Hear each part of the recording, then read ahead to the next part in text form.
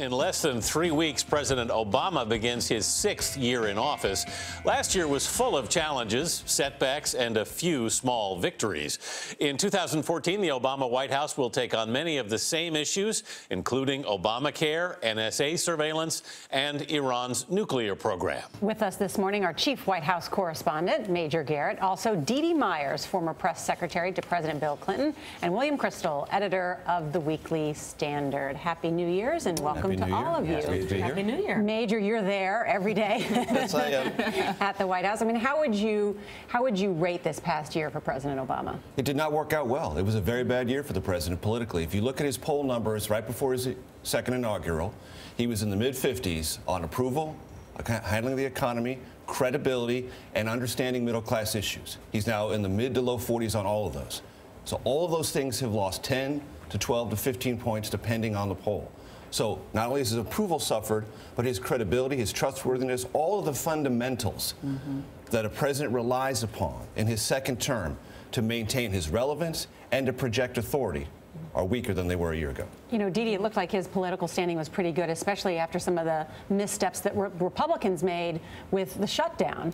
And then the Obamacare rollout of the website, which was so devastating to the president's credibility and his poll numbers. Right. It's still hard to understand how that happened, why they didn't see such a huge problem coming down the tracks toward them. Now, they've made a lot of progress towards fixing the website. The front end of it is working much better. It's unclear what's going on in the back end, and it's obviously incumbent on them to fix that because the president's legacy, regardless of what happened last year, what happens in the coming months, will be gauged by how successful that program is, whether it works, whether it provides coverage for people who don't currently have it. But the president needs to make a pivot now. He needs to try to figure out how he can get some things done that answer that question of, do you care about the middle class? That's been the sort of strength of his presidency all along, cares about people like me. He needs to figure out how he can make progress without necessarily going through Congress on things that people actually care about and will feel in their lives. Do you think they'd be having the problems that they're having now if Obamacare hadn't been such a debacle? Do you think that? Do you think? I mean, I think it was a tough year. Yeah. But there's no question that it got quantitatively and qualitatively tougher with the failed rollout. How much time does he really have here? I mean, we know this, that the parties that control the White House tend to suffer in midterms when the president's approval rating is below 50%.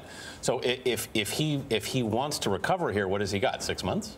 Well, I mean, and reality is what matters. I mean, if you talk to people in any White House, they always think we have a communications problem. We haven't explained things very well. Right. I remember talking to my friends in the Bush White House in the Bush White House in 2005, at the end of 2005. We're going to turn it around. We're shuffling the staff up a little bit.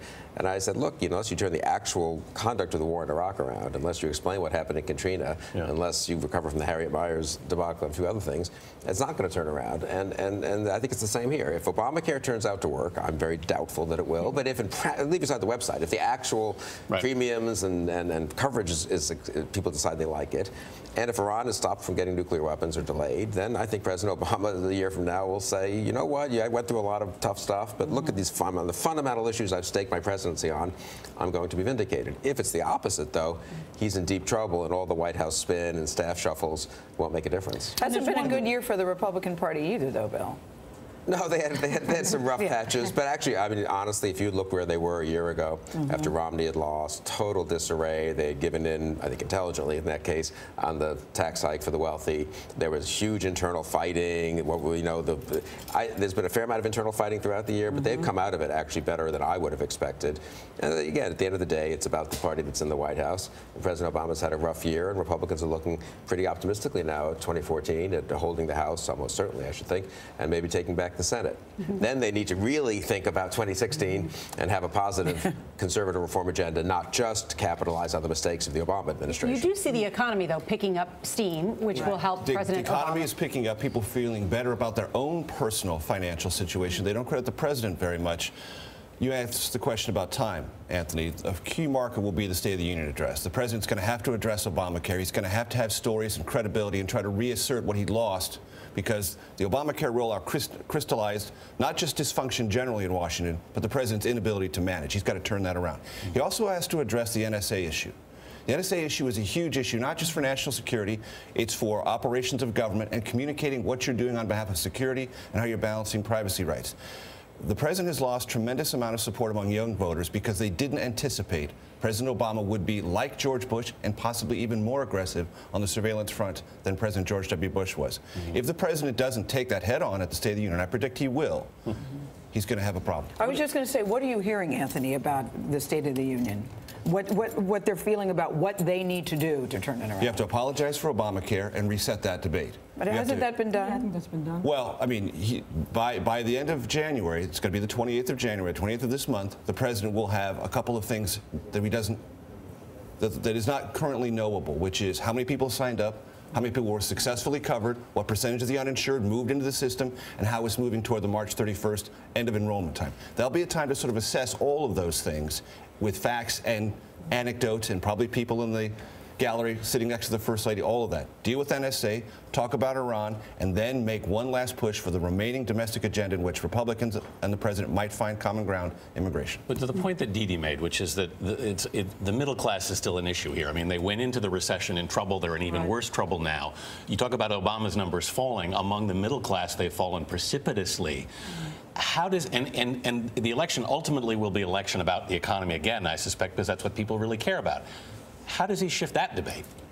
Well, I think one of the things that he'll do in the State of the Union to address that is talk about things that he can do without going to Congress, right? There's certain things that you have to get done through Congress, immigration reform, a farm bill, other things that can only be accomplished legislatively. But there are a lot of things, and this is one of the strengths of his new counselor, John Podesta, is understanding how the levers of executive power work and what can the president do to move his agenda forward that don't involve Congress through executive order or through the different agencies and departments of the government. And so I think he'll hear the president talk about, here's what I'm going to do while we try to, get past this bipartisanship. And Bill, I think for Republicans, it's the same challenge. I mean, they really need to do more. With the budget deal having been cut in December, I think they got the prospect of government shutdowns off their back. I think Paul Ryan is in January going to announce a pretty big Republican set of health care reforms that would replace Obamacare, so they can, I think, deal with, and Bobby Jindal's involved in that and others, so they can deal with the challenge that, well, gee, you don't have anything to propose in Obamacare's place. But then I do think the growth agenda, the middle class, Main Street growth agenda, is the challenge for both parties. The Republicans have been too obsessed, in my opinion, with, well, we've kept spending level for 2 years. Well, that's fine. I'm for that personally, but that doesn't tell people how they're, that doesn't improve opportunity and social mobility in America.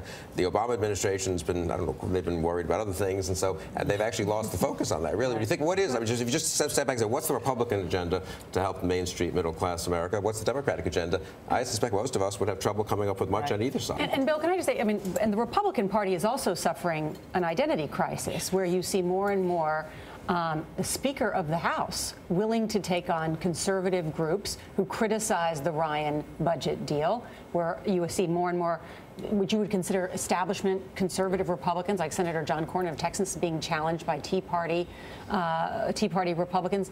How big is this war, and who wins it? I think it's a struggle that at times is discomforting for a lot of Republicans. At times it's healthy. There hasn't been this big a fight in the Republican Party since 1977, 78, let's say. And what came out of that? A pretty big Reagan victory in 1980. Some healthy debates within the party.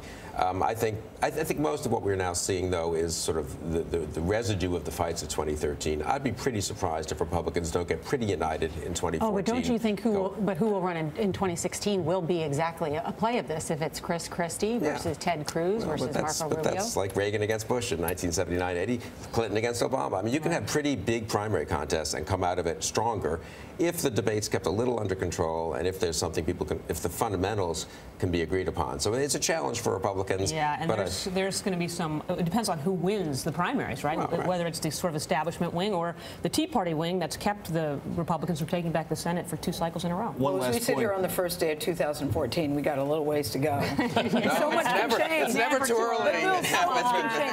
Major, one last point for political management of the Obama White House. As the president's authority and clout wane on Capitol Hill and his political utility begins to diminish, as it naturally does for a second-term president, he's also going to have to understand and try to preside and direct the post-Obama Democratic 2016 campaign field, and that's not easy. You've got Joe Biden looking at it, you've got Hillary Clinton looking at it. He's got to sort of preside over that and also try to influence what is the party going to be. Is it going to be a third term of the Obama presidency, or is it going to be something else? And I'm not sure Democrats have figured that out yet. You have people like Elizabeth Warren and other progressives who are pushing much more harder on a populist side of the economic spectrum. The president's not altogether comfortable with that. Will that be the legacy he leaves? A more populist Democratic Party than even he ran on in 2008? Well, be an interesting question. It's going to be an interesting year. Thanks to all of you for being here on New Year's Day.